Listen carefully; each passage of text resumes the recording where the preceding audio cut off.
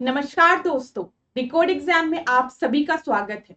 आज की क्लास में हम लोग डिस्कस करने वाले हैं RO ARO GS mock test 42, जिसमें कि 30 प्रश्न होंगे। ये प्रश्न हिंदी और इंग्लिश दोनों माध्यम में दिए गए हैं और ये प्रश्न आपके आने वाली परीक्षाओं के लिए बहुत ही महत्वपूर्ण है। तो चलिए आज की क्लास को स्टार्ट करते हैं मेरे साथ ऐश्वर्या सिंह के साथ। आज की क्लास को स्टार्ट करने से पहले मैं थोड़ी सी इंफॉर्मेशन आप लोगों को दे दूं फाउंडेशन कोर्स की, जो कि डिकोड एग्जाम आप लोगों के लिए लेकर आया है।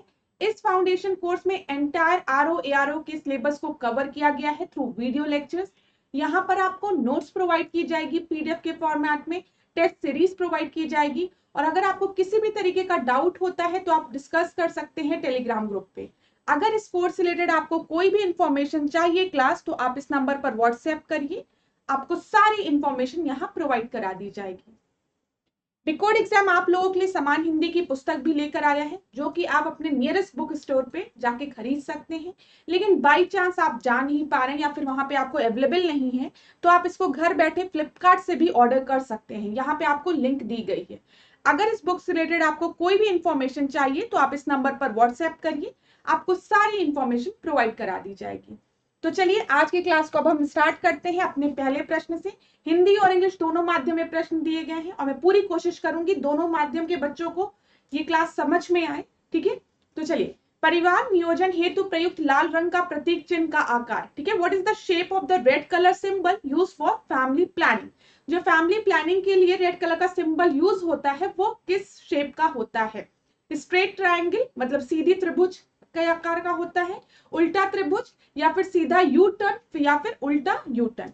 तो यहाँ पर आप देखेंगे जो फैमिली प्लानिंग में जो सिंबल होता है वो कुछ इस तरीके से इन्वर्टेड ट्रायंगल शेप का होता है और ये रेड कलर का होता है। तो यहाँ पर बी आपका सही उत्तर हो जाएगा। देखिए यहाँ पर बना भी है, ड्रॉ भी है। यहाँ पर अगर आप लोग देखेंगे तो ये ड्रॉ है। अब क्लास यहाँ पे जो इंपॉर्टेंट पॉइंट आपको नोट करना है वो ध्यान से सुनिए। पॉलिटी में प्रश्न बन सकता है कि जनसंख्या नियंत्रण और फैमिली प्लानिंग, ठीक है, परिवार नियोजन की बात कर रही हूं मैं, जनसंख्या नियंत्रण, परिवार नियोजन, family planning and population control, ये किस लिस्ट में दिया है? तो आप याद रखेंगे ये कॉन्करेंट लिस्ट में दिया है, जिसको कि हम समवर्ती सूची कहते हैं। ठीक है, लेकिन अगर जनगणना पूछ लिया, कंट्रोल की बात नहीं कर रही हूं मैं, खाली जनगणना की बात कर रही हूं, खाली पॉपुलेशन सेंसस की बात कर रही हूं, ये किस में दिया है? तो ये आपका संघ सूची में दिया है, यूनियन लिस्ट में दिया है। ये चीज याद रखिएगा, पेपर में पूछा जा सकता है आप लोगों को कंफ्यूज करने के लिए। जनसंख्या नियंत्रण व परिवार नियोजन की अगर हम बात करेंगे तो समवर्ती सूची, जिसको कि हम इंग्लिश में कॉन्करेंट लिस्ट कहते हैं। और अगर जनगणना खाली बोला गया तो ये किस में दिया गया है? संघ सूची में दिया गया है, याद रखिएगा। चलिए अगला प्रश्न अब हम देखते हैं, दूसरा प्रश्न। निम्नलिखित में से कौन सा एक भारतीय संविधान के 7वीं अनुसूची के अंतर्गत समवर्ती सूची का विषय नहीं है? यहाँ पे बोला गया है जो सब्जेक्ट नीचे मेंशन है उसमें से कौन सा सब्जेक्ट आपका कॉन्करेंट लिस्ट का पार्ट नहीं है। और आपको पता है भारतीय संविधान के जो शेड्यूल है उसके 7th शेड्यूल में हमने 3 लिस्ट की बात की है। ठीक है, यूनियन लिस्ट की, जिसको कि कहीं कहीं सेंट्रल लिस्ट भी लिखा रहता है, स्टेट लिस्ट और कॉन्करेंट लिस्ट। ठीक है, तो ये संघ सूची, राज्य सूची और समवर्ती सूची, तो इसमें से कौन सा समवर्ती सूची का पार्ट नहीं है? देखते हैं। सबसे पहले संविधाएं दी गई है, जिसको कि कॉन्ट्रैक्ट्स, फिर उसके बाद दिया गया है शोधन, अक्षमता एवं दिवाला, तो यहां पर आपका दिया गया बैंकरप्सी एंड इंसॉल्वेंसी, फिर आपका उद्योग दिया गया है, इंडस्ट्रीज, और आखिरी आपका दिया गया न्यास और न्यायसी मतलब ट्रस्ट एंड ट्रस्टी। तो मैं आपको बता दूं, जब हम इंडस्ट्रीज की बात करते हैं तो ये आपका कॉन्करेंट लिस्ट का पार्ट नहीं है। ठीक है, तो यहां पर सही उत्तर आपका क्या हो जाएगा? सेकंड का सी। सेकंड के सी की हमने बात की। उद्योग, इंडस्ट्रीज जो है वो राज्य सूची का पार्ट है, मतलब स्टेट लिस्ट का पार्ट है। याद रखिएगा क्लास, बहुत ही इंपॉर्टेंट है, पेपर में ऐसे प्रश्न बनते हैं, इसीलिए हमने यहाँ पर आज ऐसे प्रश्नों को इंक्लूड किया है पॉलिटी के। जिसने भी पास्ट ईयर्स के पेपर देखे होंगे उनको समझ में आ रहा होगा कितना इंपॉर्टेंट पॉइंट है। तो आज से आप याद रखेंगे, जब भी इंडस्ट्रीज की बात आएगी तो इंडस्ट्रीज आपके राज्य सूची का हिस्सा है। कॉन्ट्रैक्ट की बात आई, ट्रस्ट की बात आई, ये सब आपका कॉन्करेंट समवर्ती सूची का हिस्सा है। चलिए तीसरे प्रश्न को हम देखते हैं। यहाँ पे साहित्य दिया है और लेखक दिया है। ठीक है, लिटरेचर दिया है और ऑथर दिया है। ऐसे भी प्रश्न बनते हैं पेपर में, इधर एक दो बार से थोड़ा कम है, लेकिन हो सकता है आने वाले समय में फिर पूछ लिया जाए, तो ध्यान से देखिएगा। यहाँ पे साहित्य में आपको कौन सा दिया गया है, मुद्रा राक्षस दिया है, विशाखा दत्त। चलिए हम लोग सॉल्व करते हुए चलते हैं इसको, आप लोग वीडियो को पॉज करके आंसर दीजिएगा। मैं क्वेश्चन को 2 बार पढ़ूं, आप लोग का समय बर्बाद होगा, तो आप लोग क्या करिए, प्रश्न आए वीडियो को पॉज करिए, माइंड में पढ़िए और आंसर दीजिए। उसके बाद वीडियो को प्ले करिए और देखिए आपका आंसर सही है कि नहीं। 2 बार पढ़ने का कोई मतलब नहीं। चलिए, मुद्रा राक्षस की बात करें तो विशाखा दत्त एकदम सही है, याद रखिएगा पेपर के पॉइंट ऑफ व्यू से, मतलब एकदम याद रखिएगा, रट लीजिएगा, ठीक है, कई बार पूछा गया है। फिर इसके बाद कथा सारित्र सागर सोमदेव, ये भी एकदम सही है, ठीक है। बृहत कथा मंजरी क्षेमेंद्र, ये भी एकदम सही है। और प्रियदर्शिका बाण भट्ट दिया गया, बाण भट्ट ने प्रियदर्शिका नहीं लिखी, किसने लिखी है बताइए, हर्षवर्धन ने लिखी है। तो आपका यहाँ पे सही उत्तर क्या हो जाएगा, डी हो जाएगा। यहाँ पे आप लोग देख लीजिए, जब हम प्रियदर्शिका की बात करते हैं तो उसको हर्षवर्धन ने लिखा है, ठीक है। और वर्धन वंश का एक बहुत ही प्रतापी राजा था हर्षवर्धन, जिसने की नागानंद और रत्नावली भी लिखी है, ये भी याद रखिएगा, ये दोनों भी। तो आप क्या क्या याद रखेंगे, हर्षवर्धन का नाम याद रखेंगे तो प्रियदर्शिका, ठीक है, नागानंद और रत्नावली। देखिए क्लास, ये बहुत ही इंपॉर्टेंट प्रश्न है, पीवाईक्यू का प्रश्न है, ये प्रीवियस ईयर में पूछे गए प्रश्न है। जो बच्चे बहुत समय से तैयारी कर रहे हैं उनके लिए ये बहुत ही इजी प्रश्न है, वो ऐसे प्रश्न कभी गलत नहीं करते हैं। और जो नए बच्चे हैं अभी जिन्होंने तैयारी शुरू की है, आप इसका स्क्रीनशॉट ले लीजिएगा, आप भी इसको पेपर में मत गलत करिएगा क्योंकि ये बहुत इजी क्वेश्चन था, ठीक है। तो याद रखिएगा, बाण भट्ट ने हर्षचरित की रचना की है, ये भी चीज याद रखिएगा। तो यहाँ पर जितने भी हमने साहित्य और लेखक के नाम याद रखे, आप याद रखिएगा, जब भी हम हर्षवर्धन की बात करेंगे, हम प्रियदर्शिका की बात करेंगे, नागानंद की बात करेंगे और रत्नावली की बात करेंगे, ठीक है। और बाण भट्ट ने क्या लिखा, हर्षचरित लिखा है, भूलिएगा नहीं बिल्कुल भी। चलिए 4th प्रश्न को अब हम देखते हैं। स्पाइरोगोयरा की अगर हम बात करें तो ये एक वाटर सिल्क, इसको वाटर सिल्क भी कहते हैं, और ये किस तरीके के एल्गी का एग्जाम्पल है, किस तरीके के शैवाल का उदाहरण है, ये बोला गया है, ठीक है। जल रेशा कहते हैं इसको, वाटर सिल्क कहते हैं, जो कि आपका किसका एग्जाम्पल है, किस तरीके का शैवाल का, हरा भूरा लाल या सफेद। तो ये एक बहुत आसान प्रश्न है, ये हरा शैवाल कहा जाता है। अभी मैं आपको फोटो दिखाऊंगी तो आज के बाद आपको कभी नहीं भूलेगा ये, ठीक है। देखिए ये है आपका, आप सबने देखा होगा कुछ इस तरीके का दलदल जो बनता है।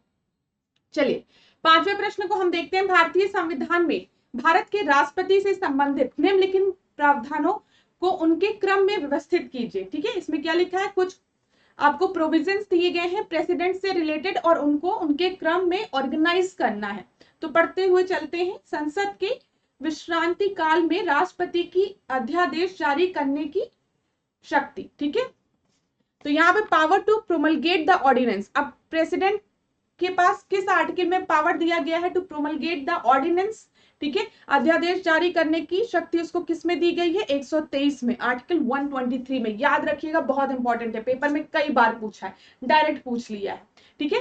राष्ट्रपति की क्षमा दान की शक्ति, इसमें president power to grant pardon, कि किस आर्टिकल में बोला गया है कि प्रेसिडेंट पार्डन ग्रांट कर सकता है, तो ये आपका आर्टिकल 72 है, ये भी पूछा गया है, ठीक है। राष्ट्रपति की सहायता व सुझाव के लिए मंत्री परिषद, ठीक है, council of minister to aid and advice the president, ये किस में दिया गया है, 74 में दिया गया है। और आखिरी है आपका राष्ट्रपति द्वारा संसद द्वारा पारित विधेयकों पर अनुमति, ascent of president on the bill pass by the parliament, ठीक है। प्रेसिडेंट एसेंट्स की बात की गई है, ये 111 में दिया गया है। तो अब आप इसको अरेंज कर लीजिए, सबसे पहले आपका 2 हो जाएगा, फिर 3 हो जाएगा, फिर 4 हो जाएगा, फिर 1, 2 3 4 1 सी में दिया गया।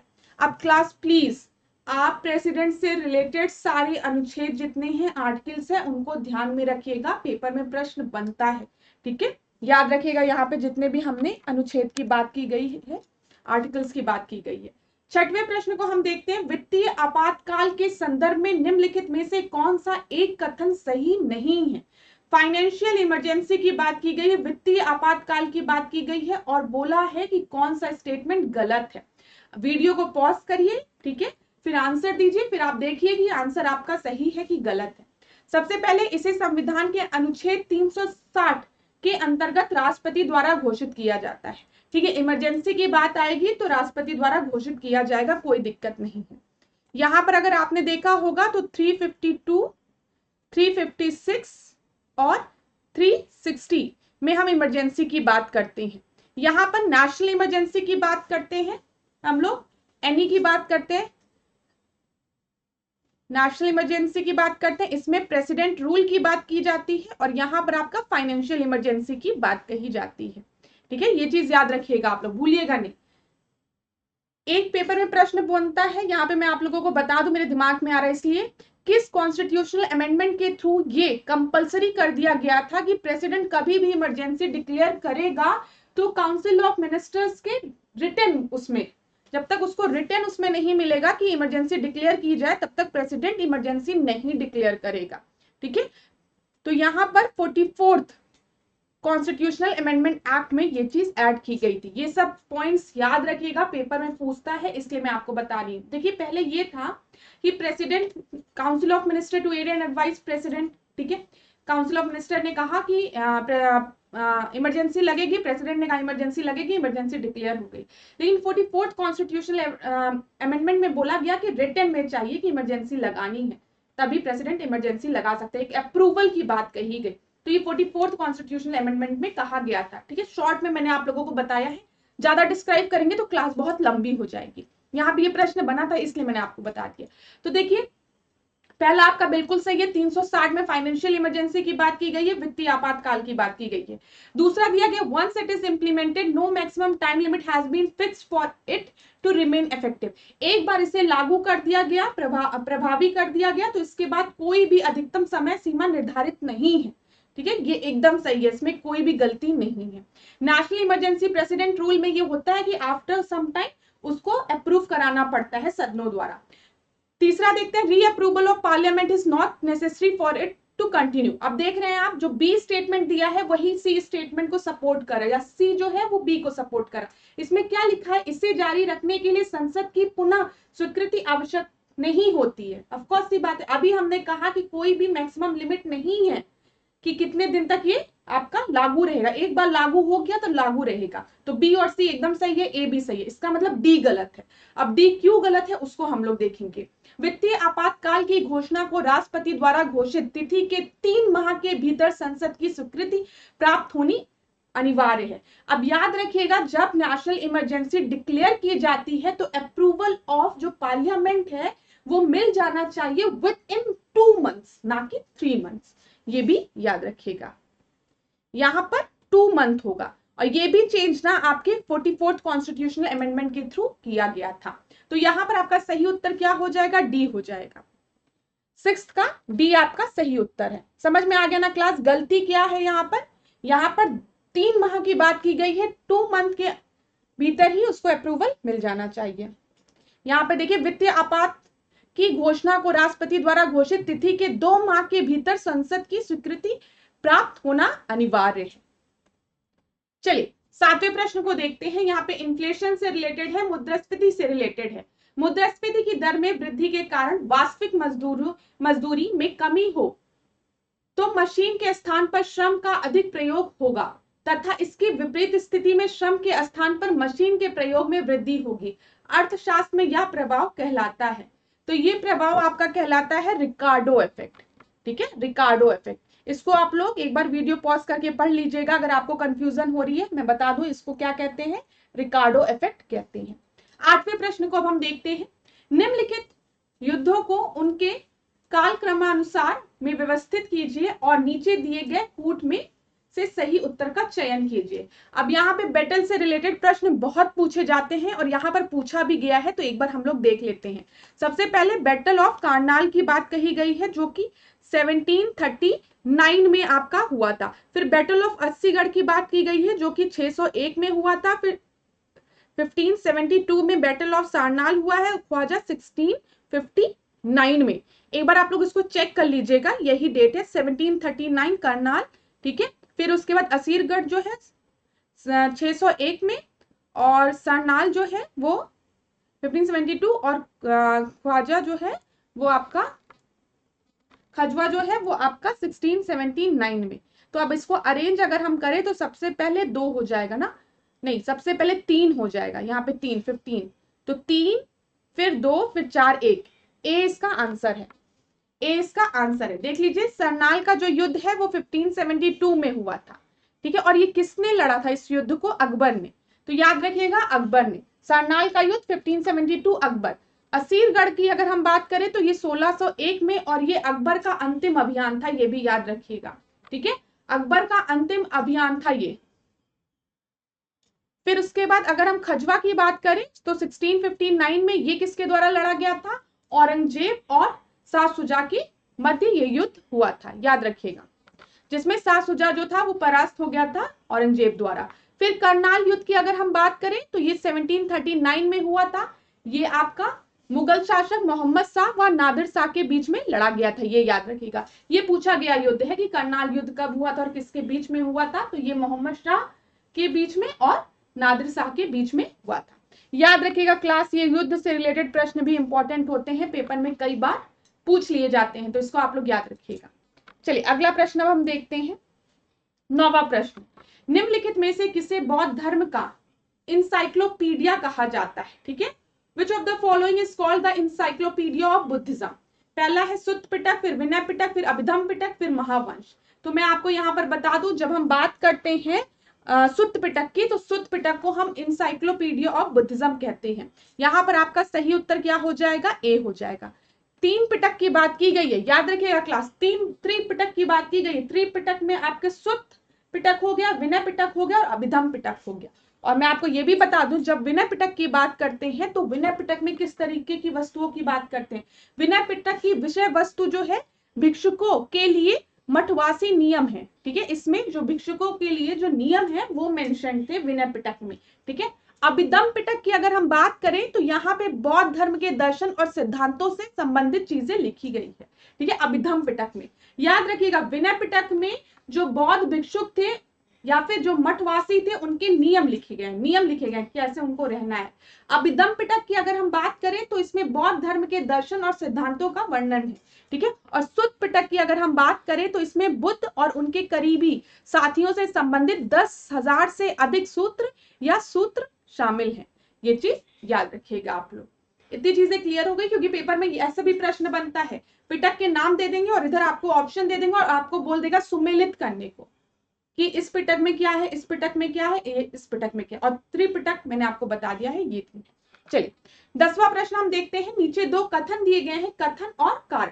आप इनको पढ़िए और उत्तर दीजिए। थोड़ा लंबा प्रश्न है, अगर आप चाहें तो वीडियो को पॉज करके आंसर दे सकते हैं। मैं फिर कहूंगी, कभी कभी ऐसा हो जाता है कि हम पढ़ने में थोड़ा सा पॉज ले लेते हैं, हो सकता है आप बहुत जल्दी पढ़ के आंसर दे लिए हो, तो उस कंडीशन में आप क्या करिए, अगर आपको ये लगता है कि मैम की स्पीड से अच्छी मेरी स्पीड है आंसर देने की, तो वीडियो को फास्ट कर लीजिए, ठीक है, और उस तरीके से आप पढ़िए। आप पे डिपेंड करता है। अगर आपको लगता है कि मैम बहुत तेज पढ़ा रही है, मैं स्लो पढ़ रहा हूँ, तो वीडियो को पॉज कर लीजिए।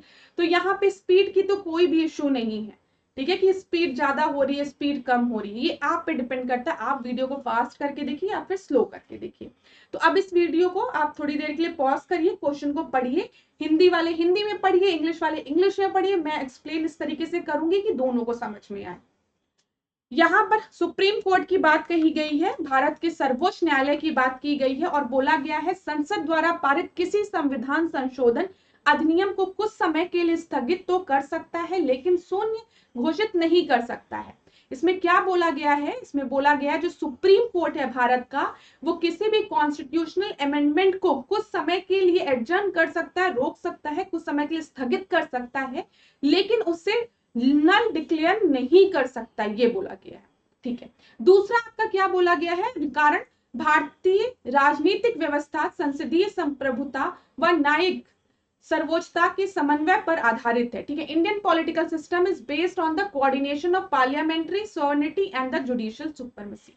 देखिए क्लास, जो आर रीजन है यहाँ पर, ये तो आपका ठीक है कि अगर हम पॉलिटिकल सिस्टम भारत का डिफाइन करते हो, कहीं ना कहीं हम पार्लियामेंट्री सॉवरेनिटी की बात करते हैं, संसदीय संप्रभुता की बात करते हैं, लेकिन जुडिशियल सुपरमेसी की भी बात करते हैं, हम न्यायिक सर्वोच्चता की भी बात करते हैं, तो बैलेंस क्रिएट करने की कोशिश करते हैं। लेकिन पहला जो है, सुप्रीम कोर्ट जो है वो किसी भी कॉन्स्टिट्यूशनल अमेंडमेंट को नल डिक्लेयर कर सकता है, ये सही है। इसमें लिखा है कि नल नहीं डिक्लेयर कर सकता है, लेकिन शून्य नहीं घोषित कर सकते, ये गलत है। अगर कोई भी आपका जो है कॉन्स्टिट्यूशनल अमेंडमेंट जो है, हम मान ले अगर कि वो फंडामेंटल राइट्स को वॉलिएट कर रहा है, आपको लग रहा है कि जो लोगों का मौलिक अधिकार है वो इससे उसका हनन होगा या वो प्रभावित होगा गलत तरीके से, तो उस कंडीशन में सुप्रीम कोर्ट उसको नल डिक्लेयर कर सकता है। तो यहाँ पर आपका सही उत्तर जो हो जाएगा, तो ए तो आपका गलत है, आर आपका ट्रू है, तो डी हो जाए, डी आपका सही उत्तर है। 11वें प्रश्न को अब हम देखते हैं। उत्तर प्रदेश के सर्वाधिक व न्यूनतम महिला साक्षरता दर वाले जिले क्रमशः। सेंसस से रिलेटेड प्रश्न है। हाईएस्ट और लोवेस्ट फीमेल लिटरेसी रेट बोला गया है, उत्तर प्रदेश में बोला गया है। तो यहाँ पे हम सीधे डायरेक्ट आंसर बताते हैं। सबसे ज्यादा अगर हम बात करें हाईएस्ट फीमेल लिटरेसी की, तो वो कानपुर नगर में है, और लोवेस्ट फीमेल लिटरेसी की अगर हम बात करें तो वो श्रावस्ती में है। तो उस हिसाब से इस प्रश्न का सही उत्तर आपका हो जाएगा बी, बी आपका सही उत्तर हो जाएगा। देखिए उत्तर प्रदेश में सर्वाधिक महिला साक्षरता दर कानपुर नगर में है, जो कि कितनी है 75.1%, जबकि न्यूनतम की बात करें तो श्रावस्ती में है 34.8%।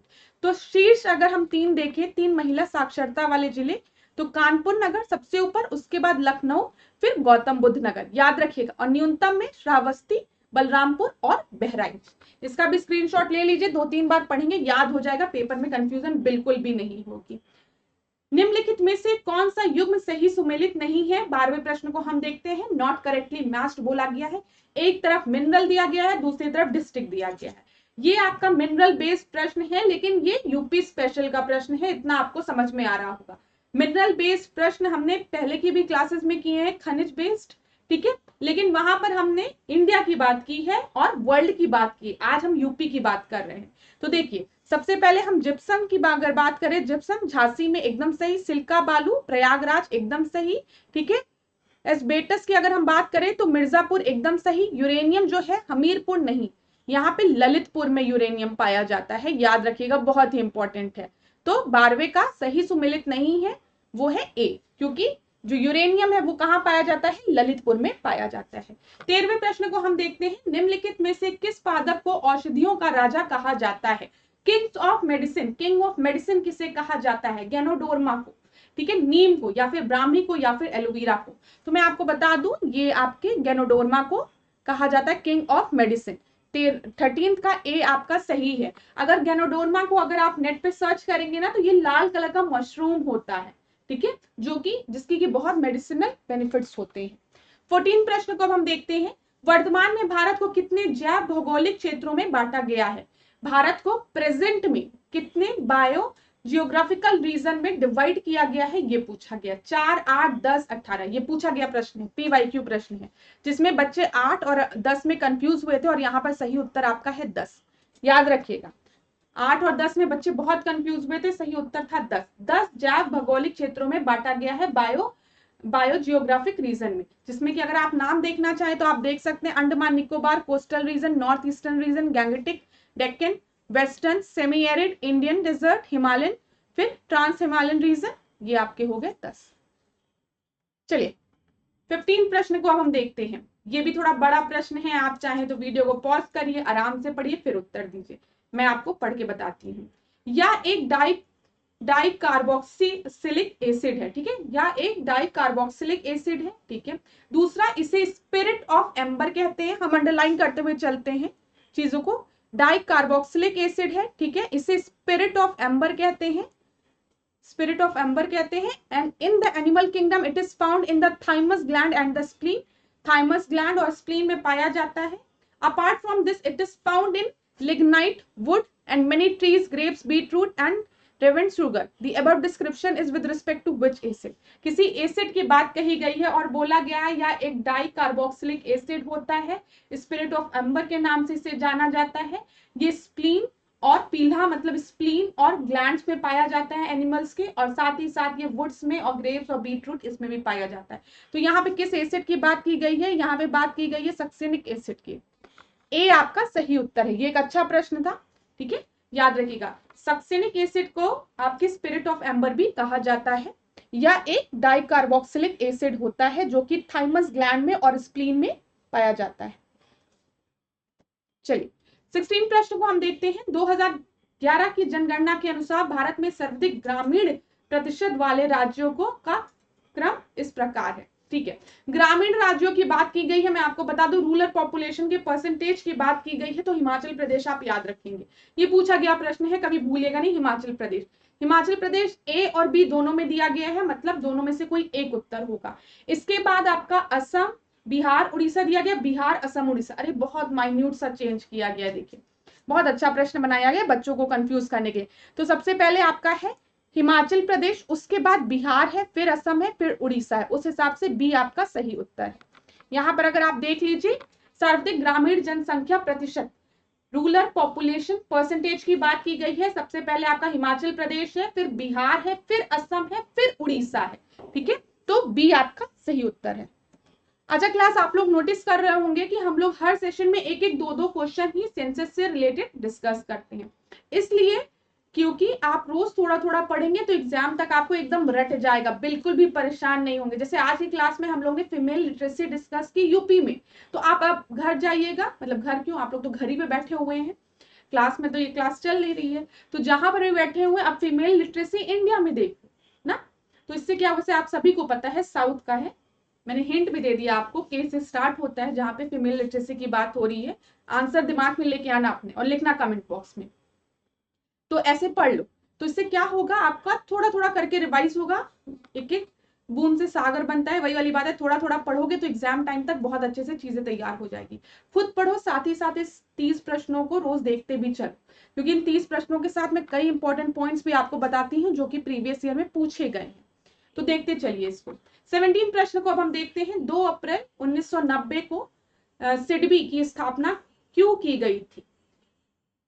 सिडबी स्टैब्लिश्ड ऑन 2 अप्रैल 1990, उसका रीजन क्या था देख लेते हैं। कुटीर उद्योगों को वित्त प्रदान करने हेतु to finance the cottage industries, सार्वजनिक क्षेत्र के उपक्रमों को वित्त प्रदान करने हेतु to finance the public sector undertakings, मतलब पीएसयू की बात की गई है। फिर है लघु उद्योगों को वित्त प्रदान करने हेतु to provide the finance to the small scale industries.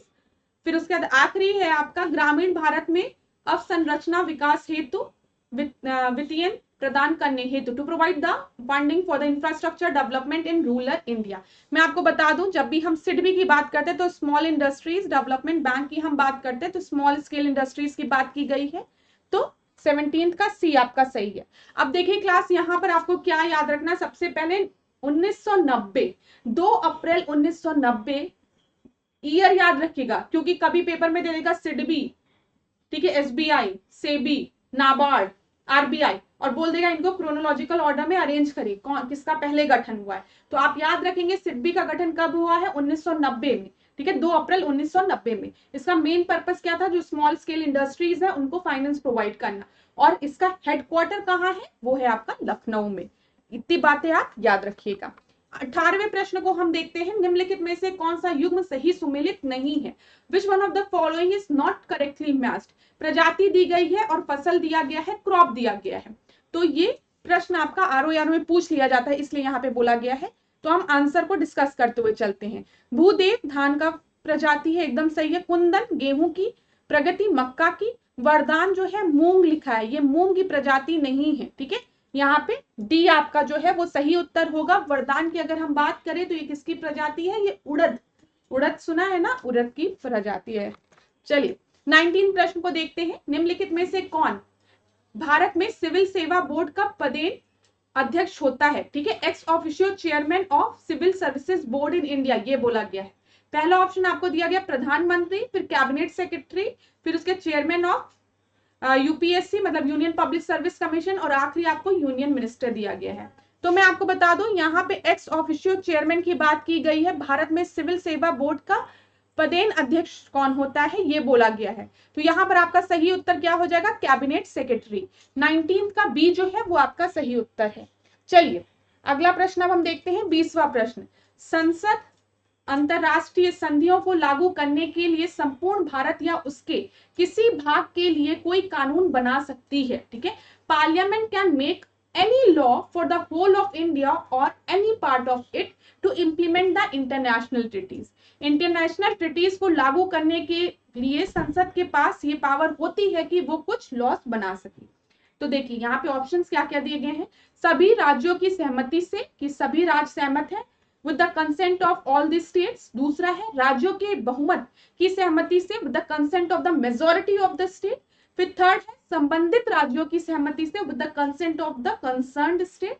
और आखिरी है राज्यों की सहमति के बिना without the consent of the state. यहाँ पे जो सही उत्तर है वो आपका डी है। ठीक है, अगर पार्लियामेंट को अंतरराष्ट्रीय संधियों को लागू करने के लिए किसी कानून को बनाना है तो वहां पर उसको किसी राज्यों की सहमति की जरूरत नहीं है, याद रखिएगा।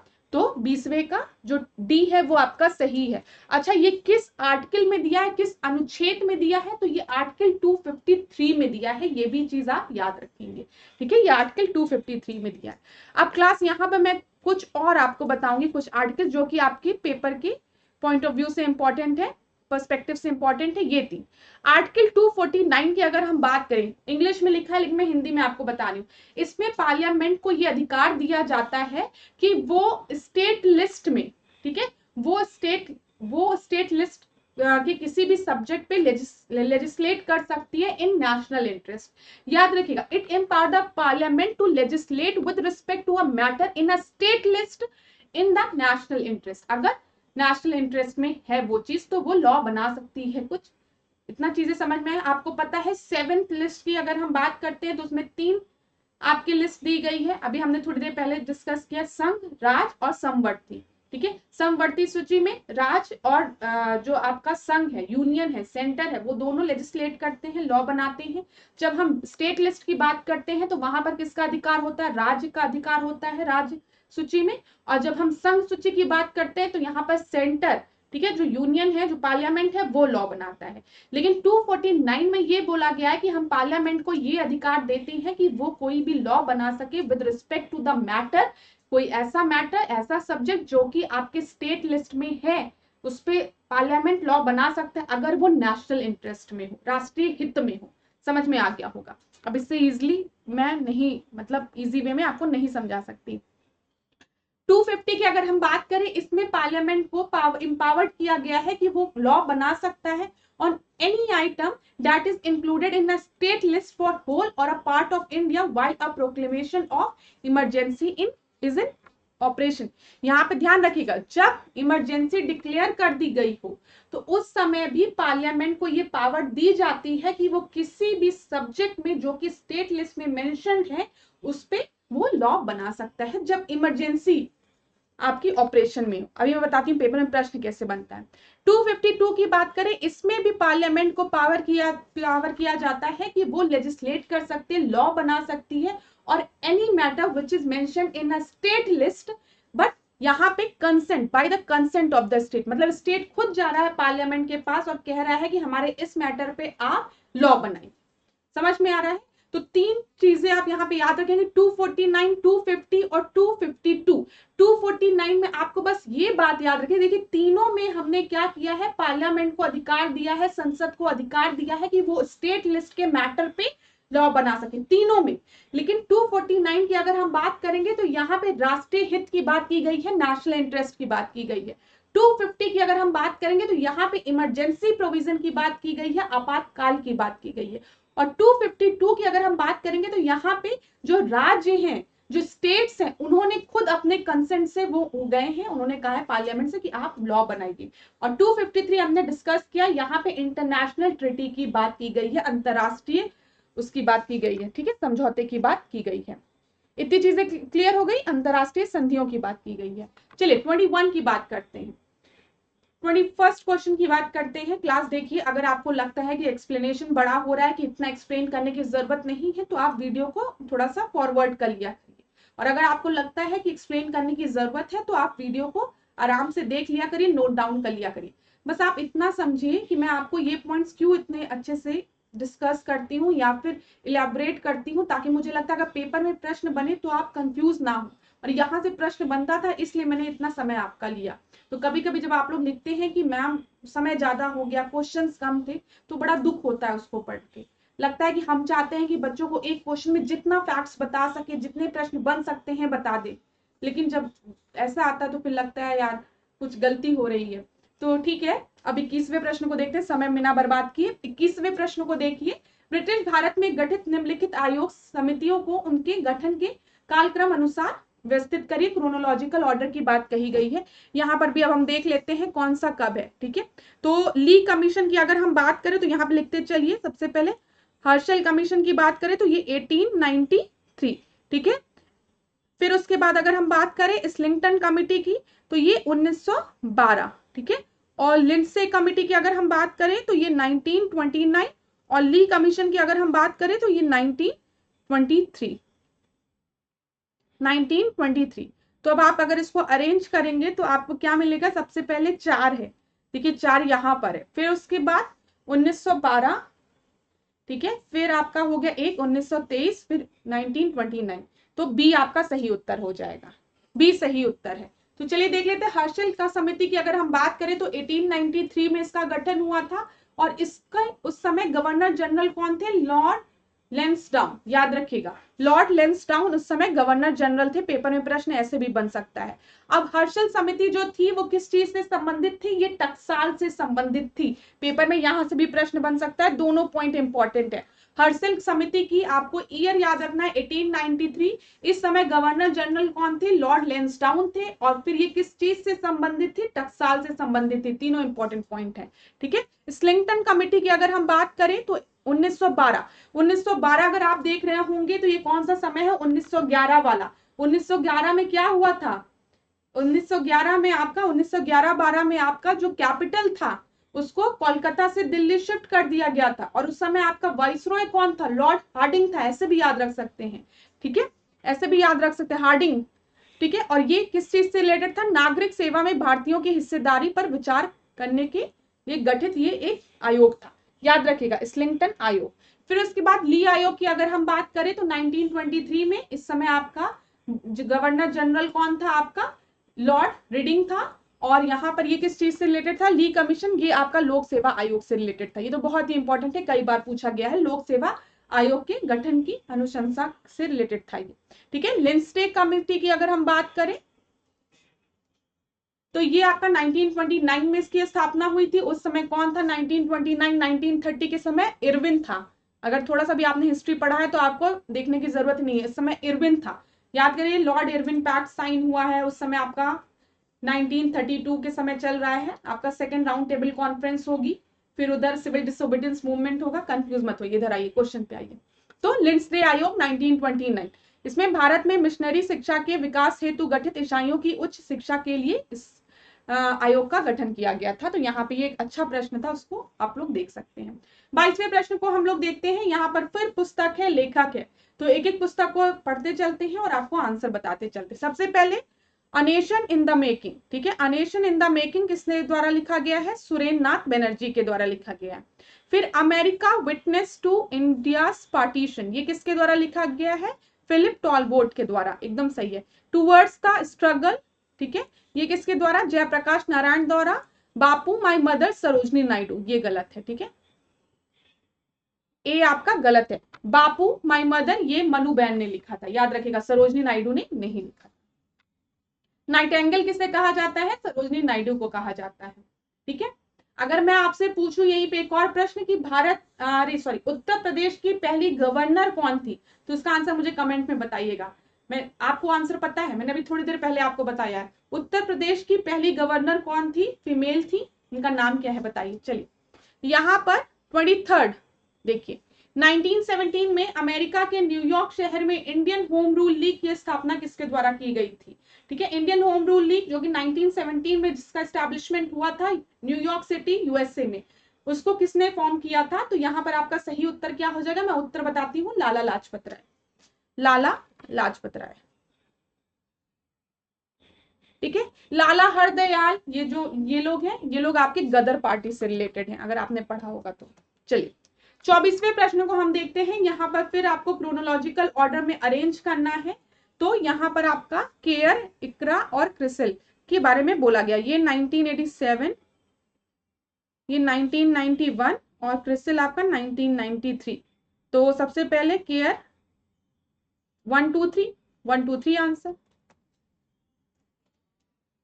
अच्छा, सबसे पहले क्रोनोलॉजिकल ऑर्डर में तो यहाँ पर 3 1993,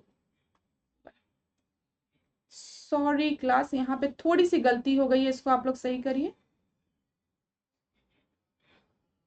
यहाँ पे जो सही उत्तर आपका होगा इसको आप लोग देख लीजिए, यहाँ पर आपका सही उत्तर ए होगा। सही उत्तर क्या हो जाएगा? ए हो जाएगा। अब यहाँ पर देख लीजिए, आप लोग ईयर देख लीजिए, उसके लिए सॉरी। यहाँ पे क्रिसिल की बात करें तो ये 1987 में, ठीक है। इकरा की अगर हम बात करें 1991, और केयर की अगर हम बात करें तो 1993 में। तो ये आपके क्रेडिट रेटिंग एजेंसीज हैं जिनका की ईयर आपकी मैम को भी नहीं आता था, सॉरी उसके लिए। 25वें प्रश्न को हम देखते हैं। हमारे शरीर का अधिकतम भार बना है, ठीक है। Maximum weight of our body is made up of, किससे बना है? बोन से बना है, ठीक है, या फिर शारीरिक अंगों से, बॉडी पार्ट से बना है, स्किन से बना है, मसल से बना है, ऑर्गन से बना है, कि पानी से बना है? और आप सभी को उत्तर पता है इसका, हमारे बॉडी का अधिकतर पार्ट जो है वो पानी से बना है, ठीक है। ये चीज याद रखिएगा। अगर हम मस्तिष्क की बात करें, ब्रेन की बात करें तो 85% इसमें जल है, और अगर हम रक्त की बात करें तो 79% इसमें जल है। फेफड़े में अप्रॉक्स 80% जल है। तो हमारी बॉडी का 60% जो हिस्सा है, पार्ट है, वो किससे बना है? वाटर से बना है, याद रखिएगा। लेकिन काटोगे तो खून निकलेगा। 26 प्रश्न को हम देखते हैं। कोयला खदान, और यहाँ पे राज्य दिया गया है, कोल माइंस दिया गया है, और स्टेट्स दिए गए हैं। तो उमरसर, ठीक है, कर्णपुरा, फिर उसका नागपुर और लखनपुर। तो यहाँ पर आपका देखते हैं हम क्या है। सबसे पहले अगर हम बात करें कर्णपुरा की, जो कि पेपर में कई बार पूछा गया, तो कर्णपुरा झारखंड में है, ठीक है। मकूम की अगर बात करें, माकूम की, तो ये असम में है, ये भी पूछा गया, ठीक है।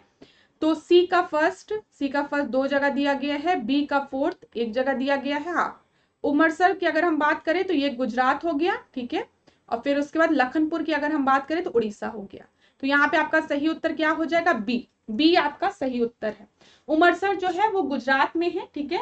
यहाँ पे लिग्नाइट कोयले मिलते हैं। कर्णपुरा की अगर हम बात करें तो ये झारखंड में है। मकूम की बात करें असम में है, और लखनपुर की बात करें तो उड़ीसा में है। 27वें प्रश्न को हम देखते हैं। यहाँ पर 27वां प्रश्न आपका क्या है? यहाँ पे लेटराइट सॉइल से रिलेटेड है ये, ठीक है।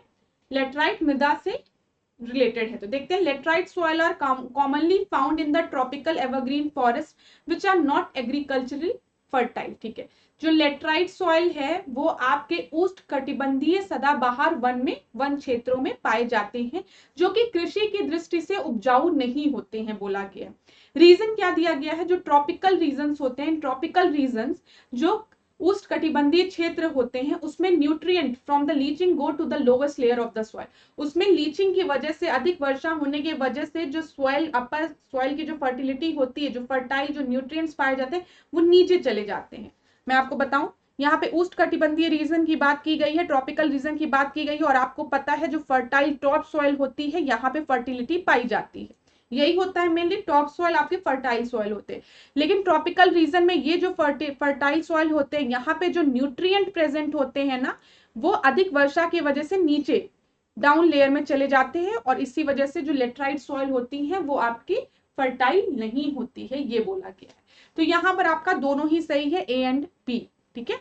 Laterite soil are commonly found in the tropical evergreen forests which are not agriculturally fertile in the tropical region. Nutrient from the leaching go to the lower level of the soil. ए आपका सही उत्तर है। चलिए, इतनी चीजें, ठीक है। 28वें प्रश्न को हम देखते हैं। यहाँ पे प्लेस दिए गए हैं और फेमस क्लॉथ इंडस्ट्रीज दी गई है।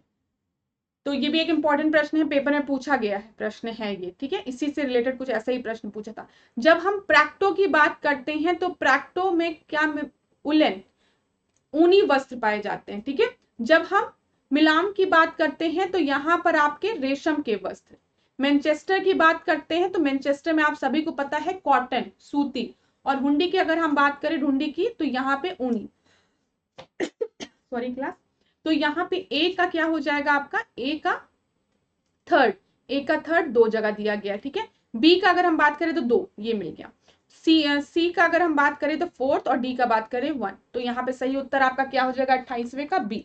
28वें का बी आपका सही उत्तर है। देखिए, मिलान को इटली का मैनचेस्टर कहा जाता है, ये चीज याद रखिएगा। कभी पेपर में पूछ लिया इटली का मैनचेस्टर किसको कहा जाता है, तो मिलान याद रखिएगा। 29 प्रश्न को हम देखते हैं। अरावली माउंटेन, अरावली पर्वत ग्रेट बाउंड्री फॉल्ट द्वारा विंध्य पर्वत से अलग होता है। Aravalli mountain is separated from Vindhyan mountain by the great boundary fault, ठीक है। दूसरा है मेघालय पठार मालदा भ्रंश द्वारा भारतीय प्रायद्वीप से अलग होता है। ठीक है, Meghalaya प्लेटू is separated from the Indian peninsula by the Malda fault. तो यहाँ पे दोनों ही आपके सही हैं। ठीक है, ग्रेट बाउंड्री फॉल्ट की बात करें तो अरावली माउंटेन जो है वो विंध्यन माउंटेन से आपके ग्रेट बाउंड्री फॉल्ट द्वारा इस फॉल्ट के कारण सेपरेट होता है, और मेघालय प्लेटू जो है वो इंडियन पेनिनसुला से अलग होता है मालदा फॉल्ट द्वारा। तो दोनों ही 29 का सी आपका सही है। अगर आप देखें यहाँ पर तो ये देखिए आपको दिख रहा है, यहाँ पे ये इंडिया का मैप है, छोटा सा दिख रहा है, यहाँ पे आपको ये हिस्सा दिख रहा है, राजस्थान दिल्ली इधर का रीजन है। ठीक है, यहाँ पर आपका अरावली माउंटेन है, अरावली माउंटेन, और इधर विंध्यन माउंटेन स्टार्ट हो रहा है। तो यहाँ पे आपका ग्रेट बाउंड्री फॉल्ट पाया जाता है, इतना याद रखिएगा। अच्छा, अगर हम अरावली माउंटेन की बात करें तो आप सभी को पता है ये सबसे प्राचीन वलित पर्वत श्रृंखला है, ये आप सभी को पता होगा। पेपर में कई बार पेपर में प्रश्न बना है कि भारत की सबसे या विश्व की सबसे प्राचीन वलित पर्वत श्रृंखला कौन सी है, तो अरावली, याद रखिएगा। आज की क्लास का आखिरी प्रश्न देखते हैं, 1857 से रिलेटेड है, 1857 के विद्रोह से रिलेटेड है। थोड़ा सा भी अगर आपने इस पे थोड़ा सा भी गौर फरमाया या एम्फेसिस दिया, विद्रोह से रिलेटेड है, रिवॉल्ट ऑफ 1857 से, और पील कमीशन की बात की गई है, हिंट मिल गया। चलिए देखते हैं क्या है। To draft a future relationship between the British crown and the princely state for investigation of military affairs in India, to investigate the root cause of tribal revolt, या for maximum entry of Indian into civil services. ये तो एकदम, इसका तो कोई मतलब ही नहीं है। अब यहाँ पे रिवॉल्ट चल रहा है तो हम सिविल सर्वेंट की क्यों, मतलब इंडियंस की क्यों बात करेंगे सिविल सर्विसेज में। ठीक है, यहाँ पे ट्राइबल रिवॉल्ट नहीं है, यहाँ पे हम 1857 की बात कर रहे हैं, तो यहाँ पे ऐसा नहीं है कि खाली ट्राइबल रिवॉल्ट है। ये investigation of military affairs in India, ठीक है, भारत में सैन्य मामलों की जांच के हेतु, ये आपका सही उत्तर है। ठीक है, बी आपका सही उत्तर है। तो आप थोड़ा सा इस तरीके से भी पेपर में एलिमिनेट करके आंसर को टिक लगा सकते हैं। देखिए जरूरी नहीं है पेपर में आपको सब आंसर आए, स्मार्ट वर्क स्मार्ट गेस भी वर्क करता है, ये चीज मैं आपको बता दूं। जो प्रीलिम्स निकालते हैं बच्चे, कभी कभी 1 नंबर से प्रीलिम्स निकालने वाला बच्चा टॉप कर जाता है मेंस में। रीजन यही होता है कि उसने ना, ऐसा नहीं है कि उसको सब चीज आता था, वो सब पढ़ के गया, ऐसा कुछ नहीं है। पेपर में जाके उसने थोड़ा सा स्मार्ट गेसिंग भी की। इस पे जैसे ये है पील कमीशन है, 2-3 बच्चे कंफ्यूज हो जाएंगे, अरे यार इतना कमीशन रटे, एजुकेशन से रिलेटेड कमीशन को रटे, फेमाइन से रिलेटेड कमीशन को रटे, आ गया पील कमीशन, ये तो कभी पढ़ा ही नहीं था। अब आपने थोड़ा सा भी अगर अपने आप को कूल करके इस क्वेश्चन को सॉल्व करने की कोशिश की तो आप सही आंसर दे लोगे। ठीक है, हम यहाँ पे क्या बात करेंगे, हम इन्वेस्टिगेट करने की कोशिश करेंगे कि 1857 का जो रिवॉल्ट है उसमें क्या भारत में सैन्य मामलों की जांच के हेतु उसको बिठाया गया था। ठीक है, तो इस तरीके से आप पेपर में प्रश्नों को कर सकते हैं। तो thank you so much class, आज के सेशन को हम यही एंड करेंगे। नेक्स्ट क्लास में हम फिर मिलेंगे और हम पूरी कोशिश करेंगे कि नंबर ऑफ क्वेश्चंस को और बढ़ाया जाए, ताकि इतनी देर में मैं नंबर ऑफ ज्यादा से ज्यादा प्रश्नों को रिवाइज करा सकूं। ठीक है, इसको 30 से 35 करते हैं, फिर 40 करते हैं, फिर 50 से ज्यादा करेंगे। ठीक है, अगर आपको क्लास अच्छी लग रही हो तो लाइक करिएगा, वीडियो को शेयर करिएगा, और कमेंट में जो भी आपको दिक्कतें हो रही हैं वो मुझे बताइएगा। ठीक है, मैं पूरी कोशिश करती हूँ जो जेन्युइन कमेंट्स होते हैं, जैसे स्लाइड के कलर को लेके या क्वेश्चंस को लेके या फिर एक्सप्लेनेशन को लेके, वो क्वेरी आपकी मैं रिजॉल्व कर सकूं, वो उसका उत्तर मैं आपको दे सकूं। तो थैंक यू सो मच। इसी तरीके से मेरे साथ ऐश्वर्या सिंह के साथ डिकोड एग्जाम के साथ बने रहिए, खूब पढ़िए, खूब आगे बढ़िए। धन्यवाद।